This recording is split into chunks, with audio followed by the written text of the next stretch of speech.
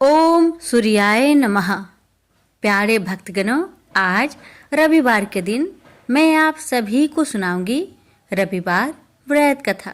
आज की हमारी कथा है सूर्य नारायण के व्रत से संतान प्राप्ति की कथा। द्वारपर की बात है। भगवान श्री कृष्ण एक बार अपनी बुआ कुंती के आश्रम काम्य वन में पहुंचे। उस समय पांडव लोग अज्ञातवास कर रहे थे। भगवान कृष्ण ने कहा, बुआ जी, मैं तुम्हें वनवासी भेष में देखकर दुखी हो जाता हूँ।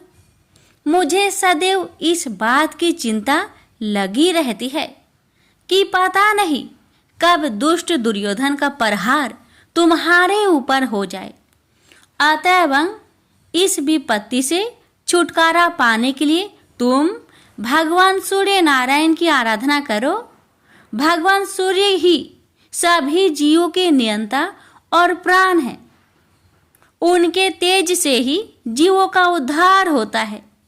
भगवान कृष्ण ने बतलाया कि एक बार शंकर जी से पार्वती जी ने कुछ पूछा था, उसे मैं तुमसे बतलाता हूँ। शिव जी ने पार्वती जी से कहा, यदि तुम इस बात की जानकारी प्राप्त करना चाहती हो तो मथुरापुरी में जाओ। वहाँ सूर्य पुत्री यमुना जी की धारा प्रभावित होती है। यमुना के तट पर ऋषि, महर्षि, मुनि आदि निरंतर तपस्या रत रहते हैं। भगवान रुद्र की आज्ञा से पार्वती जी कालिंदी यमुना तट को चल पड़ी। कुछ ही दूर जाने पर उन्हें रास्ते में रोती बिलखती एक स्त्री दिखाई पड़ी।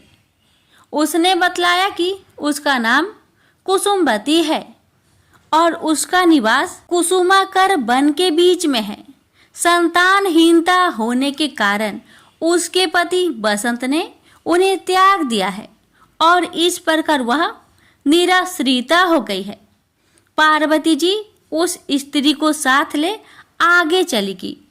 उन्हें रोती हुई एक दूसरी स्त्री मिली। उसने बताया कि मेरा नाम गंगा है। मेरे पति महाराज शांतनु ने पुत्रों के जीवित न रहने के कारण मुझे अपमानित किया, जिससे मैं दुखी होकर घर चली आई हूँ। इसी प्रकार थोड़ी दूर जाने पर मधुबन में माधवी नाम की एक स्त्री और मिली, जो पति के वैभव का नाश होने के कारण घर से निकाल दी गई थी। इनके अंतरल आगे जाने पर कुमुद वन में कुमुदा नाम की स्त्री से भेंट हुई, जिसके पति को राजा ने बंदी बना लिया था और वह व्याकुल होकर विलाप कर रही थी। उन सभी स्त्रियों को साथ लेकर पार्वती जी यमुना तट पर जा पहुंची।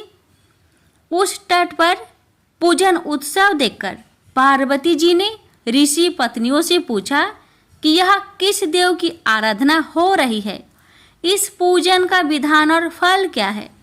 उनकी बात सुनकर एक ऋषि पत्नी ने कहा, यह जगत पिता सूर्य नारायण का व्रत है और सभी मनोरथों को पूर्ण करने वाला है।